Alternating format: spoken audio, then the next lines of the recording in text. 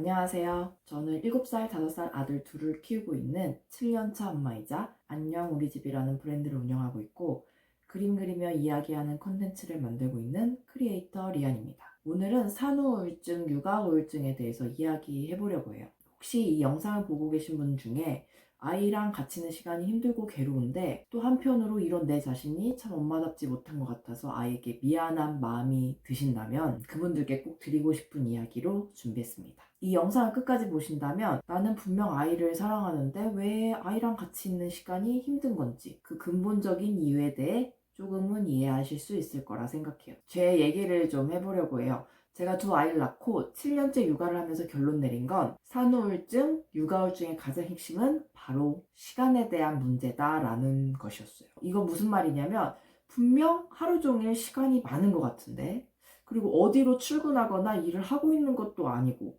마음만 먹으면 내 마음대로 할 수 있는 게 많은 것 같긴 한데 실상 하루 24시간 중 내 마음대로 할 수 있는 시간이 거의 없는 상황. 이게 바로 우리 엄마들이 겪는 우울증의 가장 핵심이라고 생각해요. 겉으로는 시간이 많아 보이지만 실상은 아이에게 온전히 맞춰야 하다 보니 시간을 장악하지 못하는 그 느낌이 굉장히 낯설고 뭐랄까 한 번도 경험해 본 적 없고 매일이 실패한 것 같은 그런 느낌이 들거든요. 제가 그랬어요. 특히 둘째 낳고 산후우울증을 경험하게 되더라고요. 이 영상을 준비하면서 당시에 썼던 제 블로그 글을 다시 보게 됐거든요. 그랬더니 이렇게 써놨더라고요. 산후우울증 초기 단계. 둘째 태어난 지 69일차. 모든 것이 버겁고 짜증나고 이 상황이 지속될 것만 같아 아득하다. 내가 예상했던 것과는 너무 달라 당황스럽다. 아니 당황보다는 절망적이다.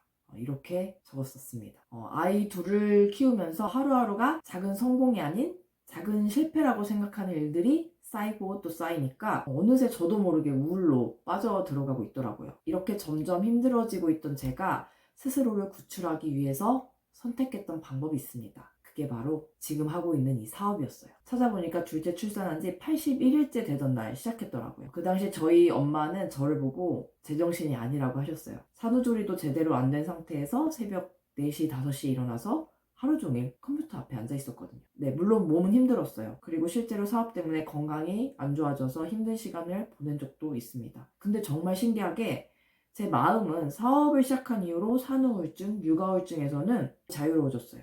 사업 때문에 스트레스를 받거나 일이랑 육아 둘을 어떻게 균형 있게 가져갈 것인가 때문에 힘든 적은 있었지만 내가 내 시간을 운영하고 있다는 그 감각이 생겼거든요. 저는 이 부분이 산후우울증, 육아우울증을 해결하는 중요한 부분이라고 생각해요. 첫 번째는 삶에서 내가 온전히 장악하고 있는 시간이 있는지, 두 번째는 그 시간들이 쌓여가고 있는 일이나 목표가 하나로 초점이 맞아 있는지, 바로 이 두 가지가 핵심이라고 생각합니다. 시간의 양과 목표의 크고 작음 자체는 사실 중요하지 않은 것 같아요. 그것보다는 그 중심이 다른 사람을 위한 것인지, 나를 위한 것인지, 나한테 의미가 있는지, 내 안에서 나왔는지 이 부분이 핵심인 거죠. 하루에 단 10분이라도 내가 하고 싶은 걸 위해 짬을 내서 뭔가를 하고 있다면 그게 내 맘대로 안 되는 23시간 50분을 버틸 수 있게 해주는 버팀목이 되더라고요. 그런데 사실 말은 이렇게 쉽게 하지만 엄마로 살면서 시간을 내서 뭔가를 한다는 건 쉽지 않습니다. 절대 쉽지 않아요.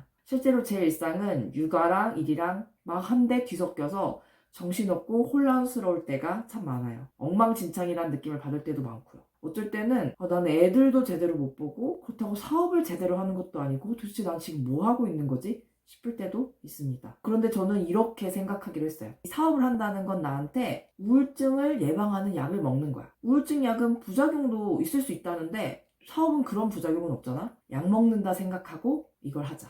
제가 이런 이야기를 하면 사업을 하니까 돈을 잘 버니까 그렇게 말하는 거 아니겠어요? 라고 이야기하시는 분들도 있으실 것 같아요. 네, 맞습니다. 저도 그리고 저희 남편도 놀랄 만큼 수익이 났던 적도 있어요. 그런데 마이너스가 된 상황에서도 이걸 놓지 못하고 마이너스를 감수하고서라도 계속 하고 있는 제 자신을 발견했거든요. 왜 그럴까 생각해봤는데 제가 하고 있는 이 일은 사실 돈 버는 그 이상 내 시간을 내 손에 쥐고 있고 그 시간들을 내가 원하는 곳에 쌓고 있다는 그 증거이기 때문이더라고요.